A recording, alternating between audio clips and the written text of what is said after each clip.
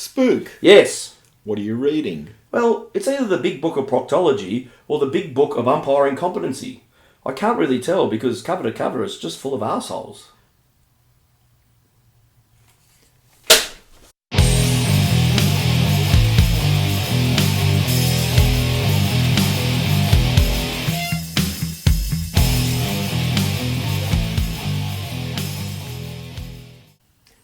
Welcome to the Collingwood Rant. This is the Queen's Birthday edition. I am Sly. And I am Her Majesty Spook.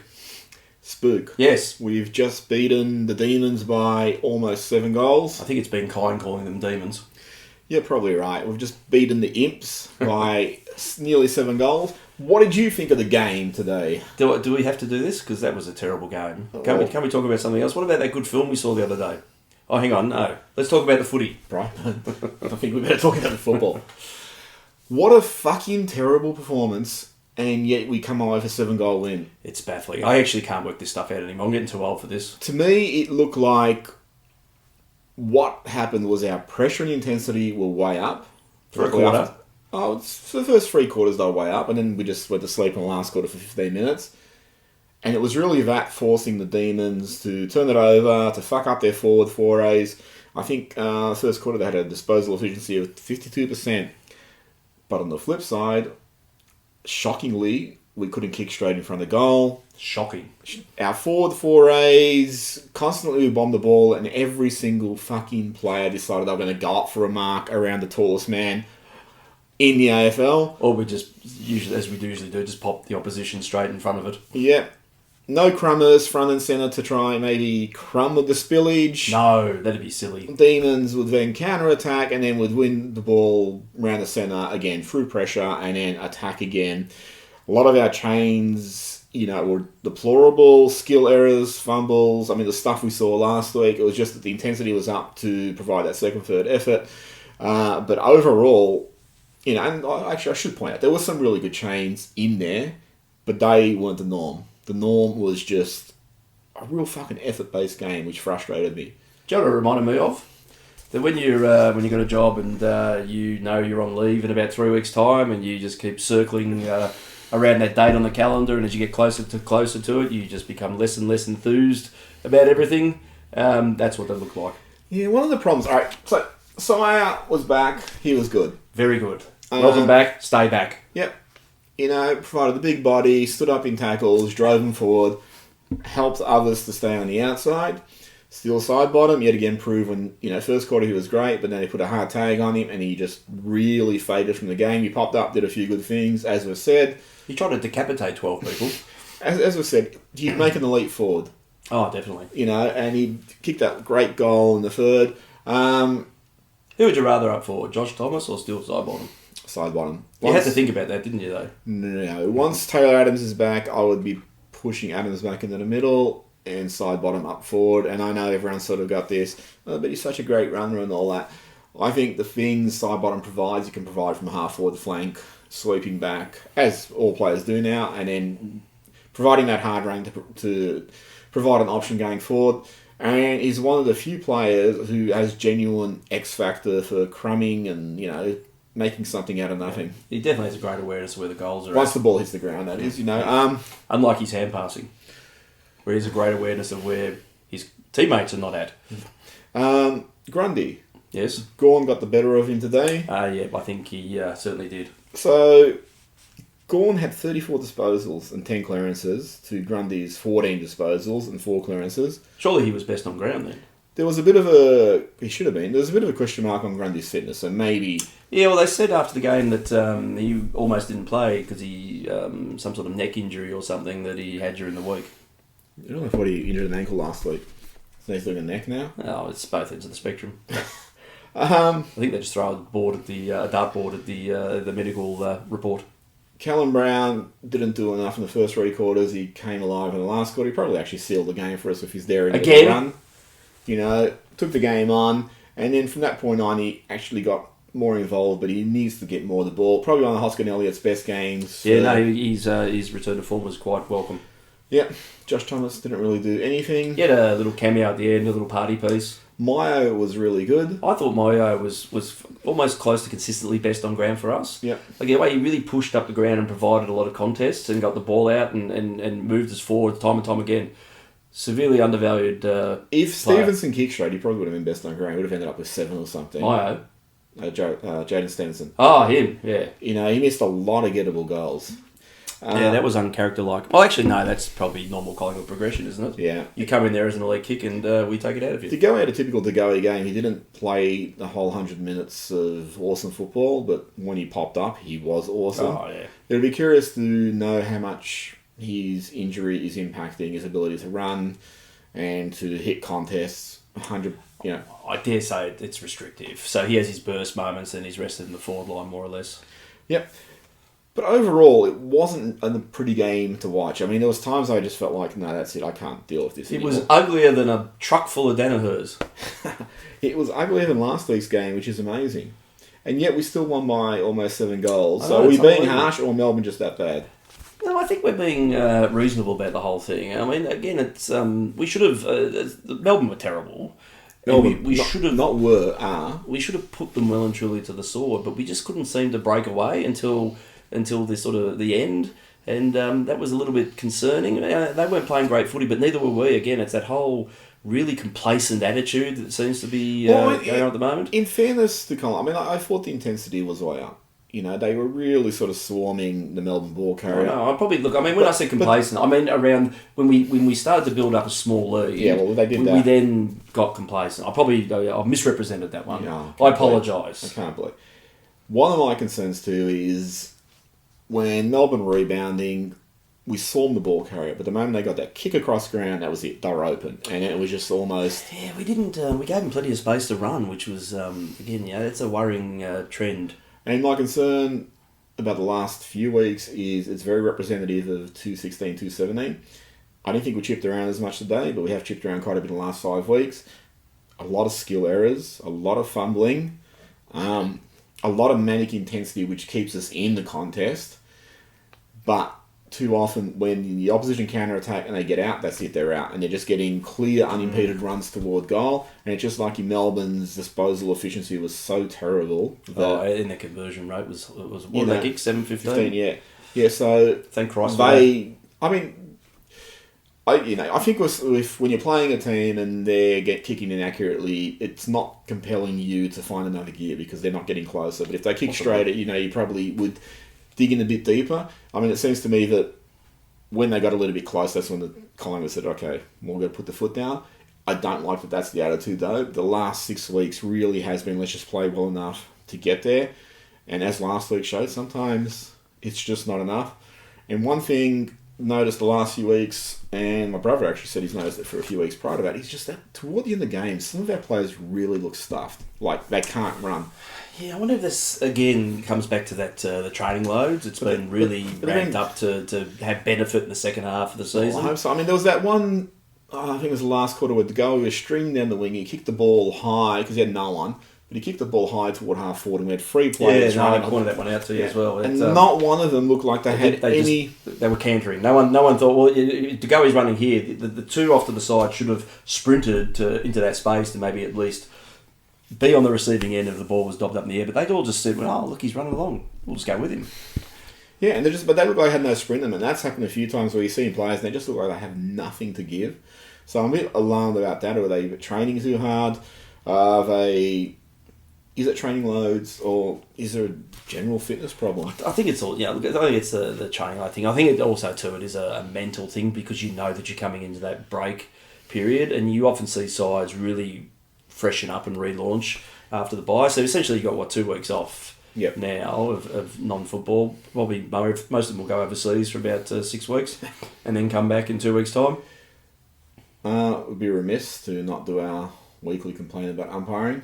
Oh, it was absolutely terrible. When one of the umpires there, when I saw his name, I was thinking, okay, we're not going to have a good run.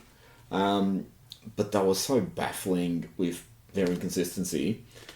That first quarter alone, Howe took a really good mark and it was called or lifting the leg, kicking in, whatever. Yeah, that's that Toby Green Yeah. rule. But yeah, I mean, no one was happy with that one. I mean, technically, it probably was there under the letter of the rule, but it's not a good look for the game. No, it's terrible. Toby Green kicked people in the face. Fair enough when you do that, but just that, it's just pretty much, that was wrong. The one with Green kicking people in the face, again, there's a rule for that. It's called too high. It's called, that's all you got to pay. I mean, if you get tackled and you lift your arm to fend them off and you hit them in the head, that's actually a free against the ball carrier. So you actually have a rule there that you could pay, but you have to invent yet another rule because no one has clarification on what the fuck is what going from week to week. The more deliberate in the first quarter. That was terrible. They both running toward the ball. The Melbourne guy was in front, was a Weedman, and Moore thumped it, hit the boundary, and the umpire called deliberate. These are the ones I fucking hate, and I swear, the person who's championed this a bit is Bruce McAvaney. When someone's gone up for a mark, and an opponent has come and just thumped the ball clear, and it's gone out of bounds, and I've heard Bruce McAvaney go, well, why isn't that deliberate? It's because the first intent is to get the ball away from your opponent, not to knock it over the line. The line just fucking happens to be there. Yeah. What is the alternative? To just actually knock it away from the player but keep it in? No, and the thing is, there were several instances of that happening throughout the rest of the game too, and then they're all fine. There's no consistency around that. I think that was another bad one as well. What about the 48 times Cox was pushed under the footy? I have that on my list. I mean, Tim Watson called. I like when I hear Tim Watson commentate because he just calls it down the line. Not like some of the others they got in there. Constantly pushed under it. And that's the thing that kills me is how one's, that's a free. He's marked it, but it's still a free. And Cox is just constantly shoved under the ball. And the opponent hasn't even actually gone for the ball. He's just made sure Cox hasn't been able to get it. And Cox is not protected at all. And that then empowers the defender to go, I'm just going to do this the rest of the game. That's the thing that grinds on me. Because I reckon within the first bloody 10 minutes that had happened at least 3 times. And you've set the scene for the rest of the game. If I'm not going to get pinged for doing this, I'll just keep doing it. Because that's the only way that they feel that they can stop him.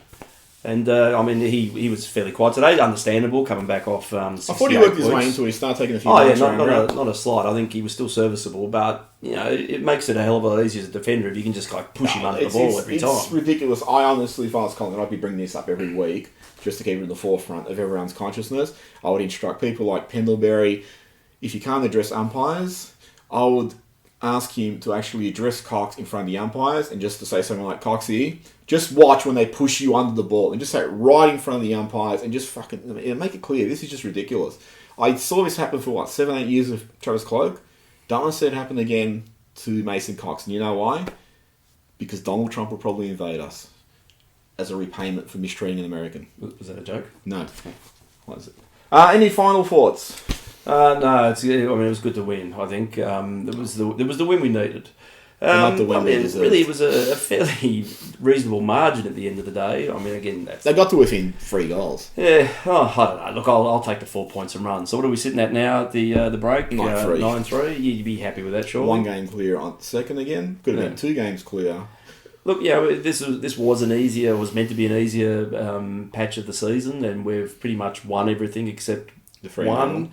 I suppose you've got to be happy with that. It's funny though to win games of these, and we did it a couple of times. We've had a reasonable winning margin, and you sit there feeling not overly happy, it's a bizarre thing. Maybe our expectations are too great. Maybe we should just go along with the sheep and just applaud everything.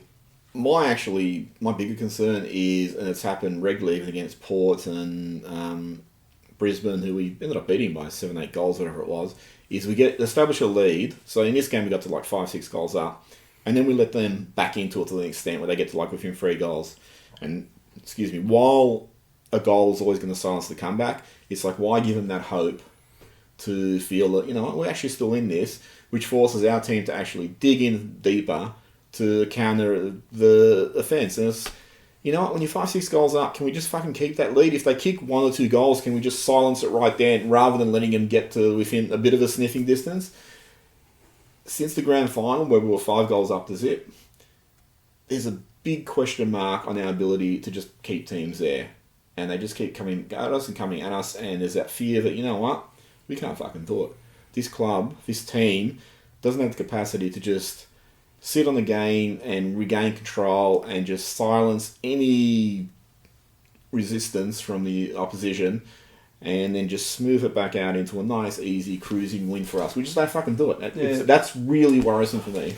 I did see at least that a snippet of the Bucks' presser in the news before I came here that he's not happy with the last 5 or 6 weeks. So at least they're not sort of sitting on their hands and saying, well, at least we got to 4 points. I think there are genuine concerns about the manner in which we're playing. The fact that we're winning is obviously good, but the manner in which we're playing isn't exactly what it is that we want it to be. But maybe again, look, that could be just fronting the fact that we know that our training loads have been high. We're going to really hit our peak.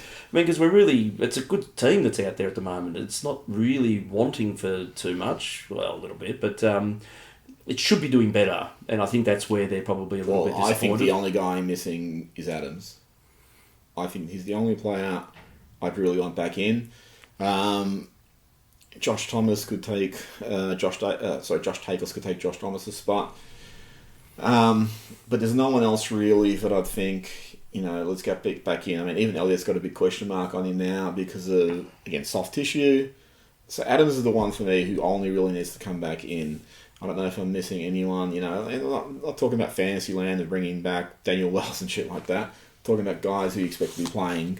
Probably Berg would be the only one, but he's got a reasonable reason. Yeah, I forgot him, and Berg could be a good one.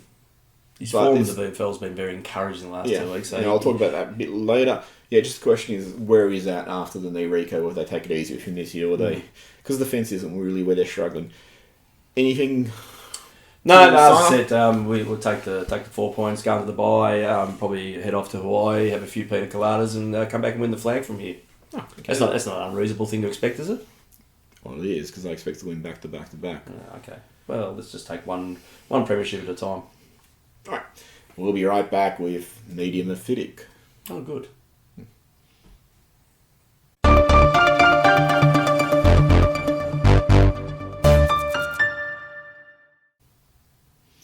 We're right back with Medium Mephitic.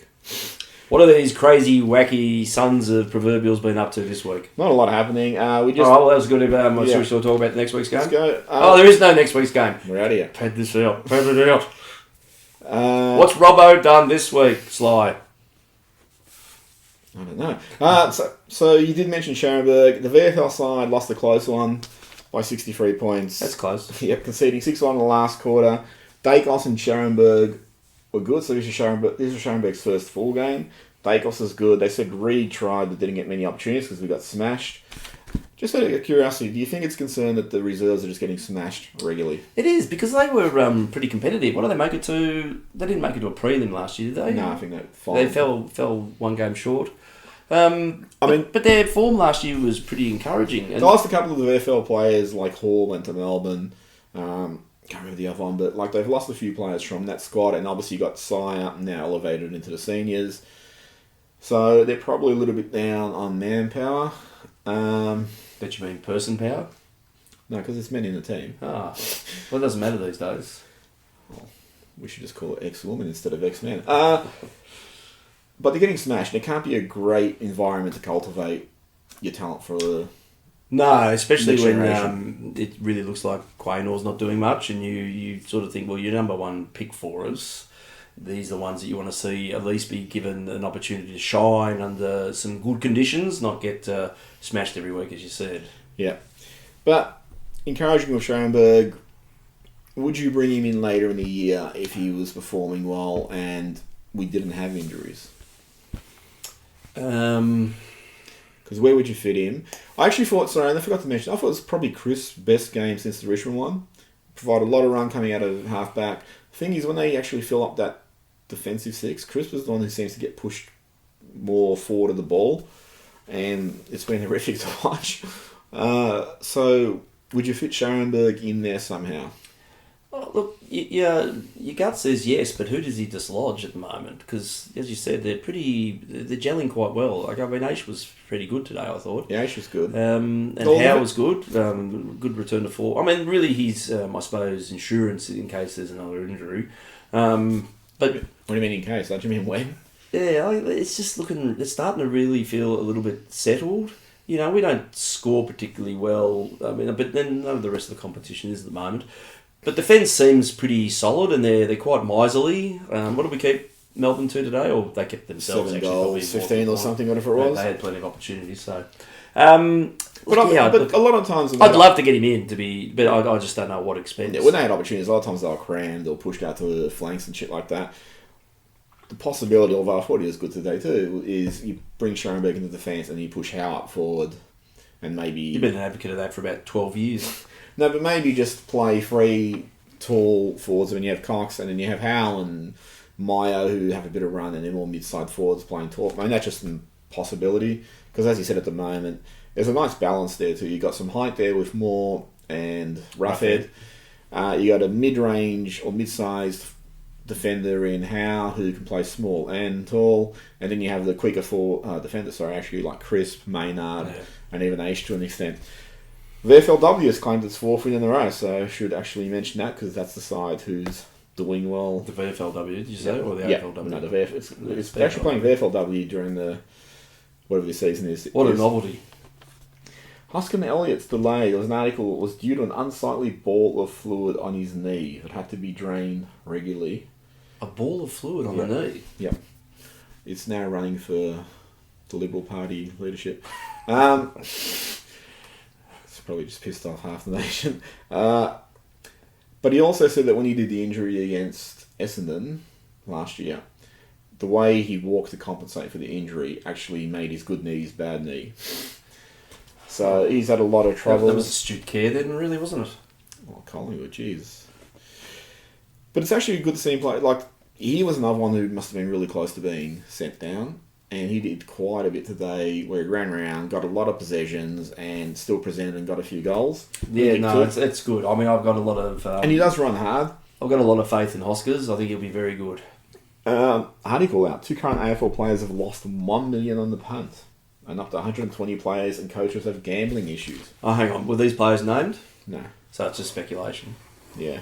Allegedly, you should probably say. Okay. They allegedly lost $1 million. I didn't mention anyone. Oh, it doesn't matter? I thought you just had to say allegedly no matter what. Well, as long as if you actually mention someone by name, right. allegedly, that's what you need to do. So there's a couple of people in up to there, Clacker and Dead, are they? Probably. Good. Do we have names? Who am I? Mark Robinson.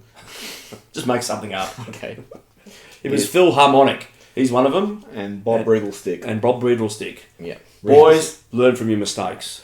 Buckley indicated that Beams has a chance to be dropped following a poor patch in the first season back at the Magpies before his season was brought to a halt, potentially to an end, following his hip complaint. Well, he's not coming back this year, so that sort of thing's easy to say now. He's never coming back. I bet he retires later in the season and just says, nah, about it. Can't play football anymore. So 3 to 4 months for Beams. We didn't cover this last week, did we? Yeah, we did. Did we? Yeah, so 3 to 4 months. He's not coming back. Oh, he might make it back, but would you play him and not set whatever balance over that time?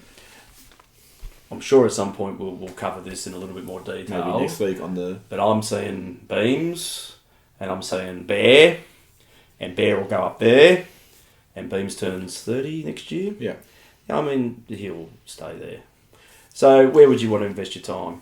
I love the romance. I didn't. The output hasn't been... Oh, that's probably because he's had the hip injury. So, I mean, if he comes and you back look and at kicks... what the Bear was doing today, that's more for the Bear.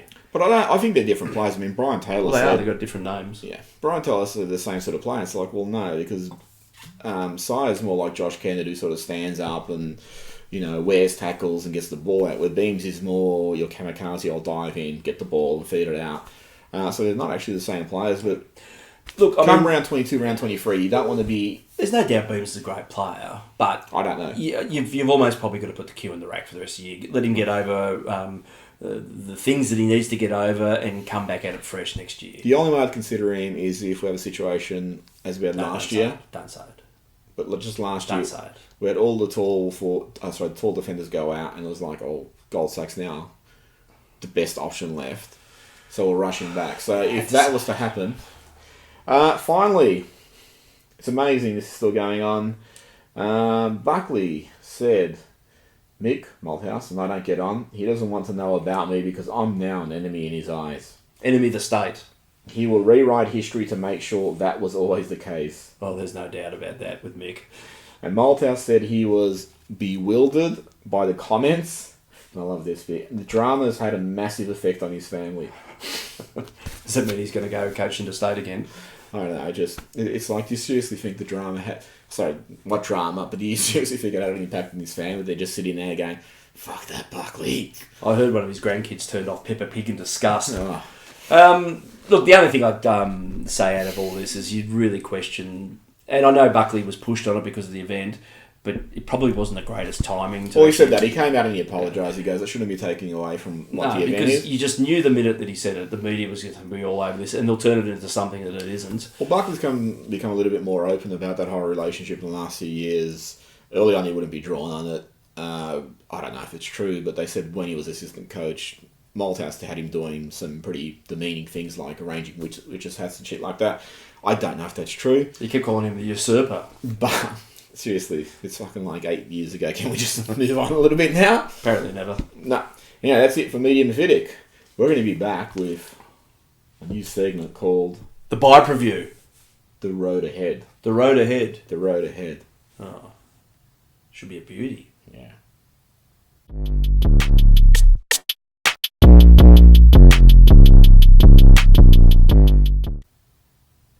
So welcome to the new segment, The Road Ahead. Now, for some of us who don't attend rehearsal, what's this about? This is more for our listener, to give them a background about what just this... the one listener. What is this about, so I can have a good crack at the questions, the answers. So we're going to look at what Collingwood's remaining fixture is for the year. And we're going to count up how many wins we think we'll get. All right, so I'll put it to you. Come back from the bye, we'll play Bulldogs at Marvel. Oh, that'd have to be a win. North at Marvel. That'll be a win. Hawks at the MCG. Win. So you sure about that one? Yep. No, they're shit. Eagles at Optus. Can I pass? Can I phone a friend? No. No, look, we struggle. Loss. It's a loss, probably. Yeah. So let's be conservative. Let's not be optimistic. Mm-hmm. Giants at their home ground. I think we could almost lose that one. I'm going to put loss. Richmond at the MCG. The only question around that one is whether they're going to be 70 or 100 point win. We'll win that one. So Richmond can get a few players back by then, so that one's a bit of concern for me. I'm actually going to put it as a loss just to be ultra conservative. That puts us in 3 losses in a row. Yep. That's not tracking wonderful. No. Suns at the MCG. Can we win it twice?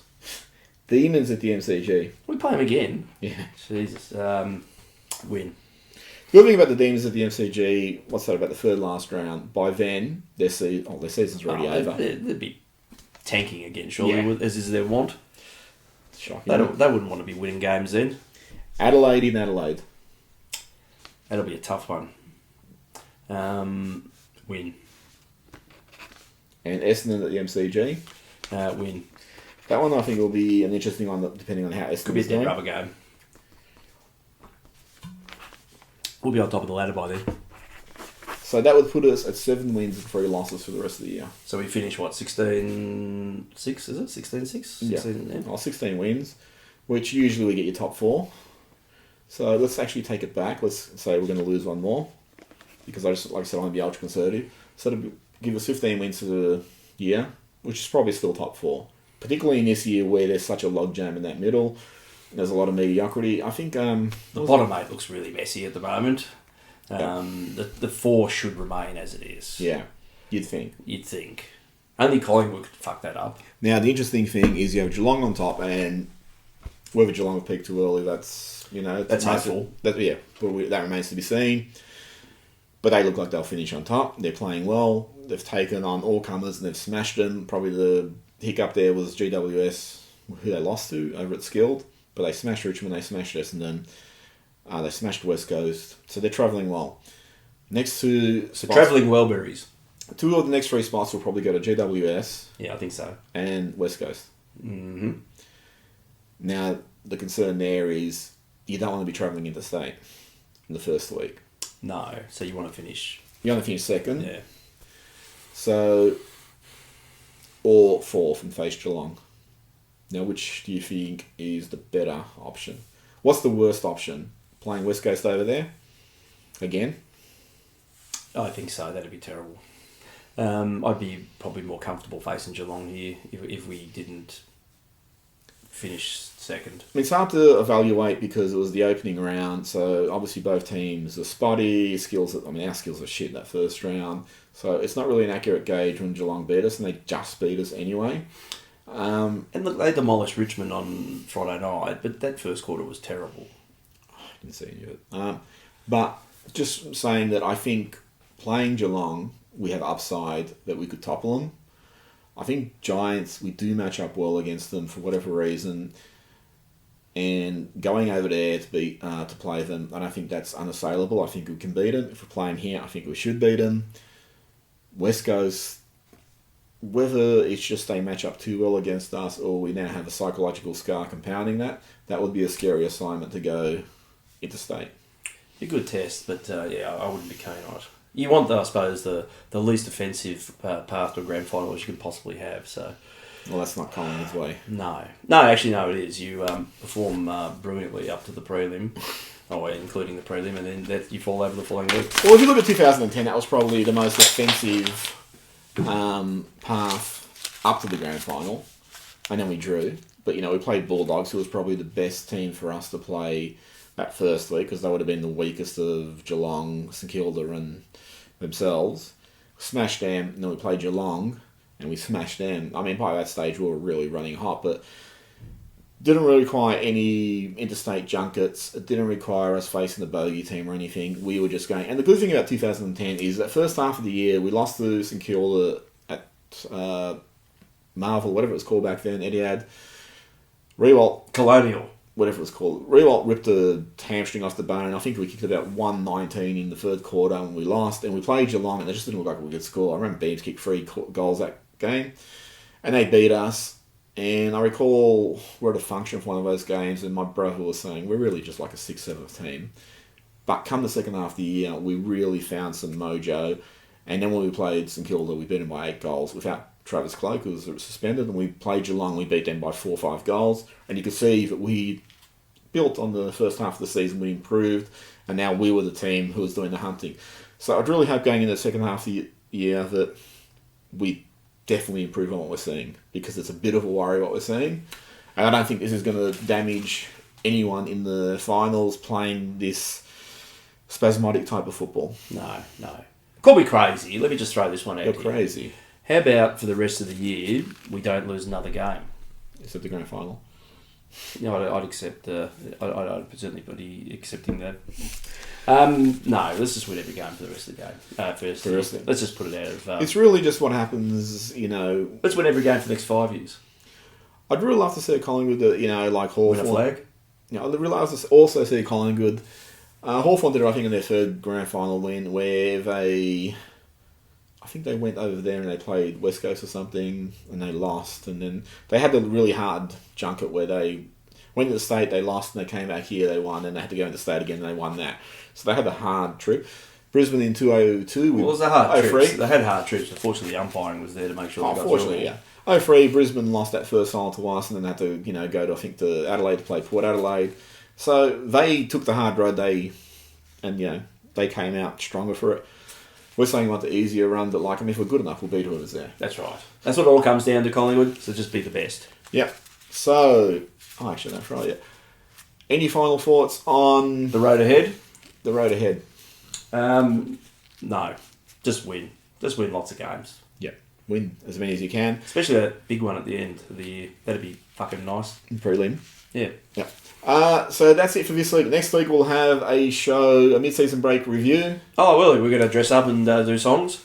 Yep. I'm going to sing Just a Gigolo. What are you going to sing? I'm unprepared for an answer. Okay. If you like what you see, subscribe, leave comments if you want us to answer. We're also on podcast with Spotify, iTunes, and Apple Podcasts. All the big names. Just search on Collingwood Rant. Doesn't take that long to come up. Do us a favour and share us with your friends. Share the love. Share the ranting. Are we talking about sharing with women or just men or what? Sharing with just share with goats. There's more than 2 genders now, Is there? Yeah. There's lots of genders. Yep. And goats. Lots of goats with agendas. I think they become umpires. So that's share a horse's ass. No, horse is not a goat. So share us with everyone you can, and we'll be back next week. Thanks for watching, listening, or ignoring us. Yep. Later. That's it. We won the flag. That's it. I can't do it anymore. I don't come bigger than that, but when you're talking about omens. What about Damien? What about Kylo Ren? Yeah.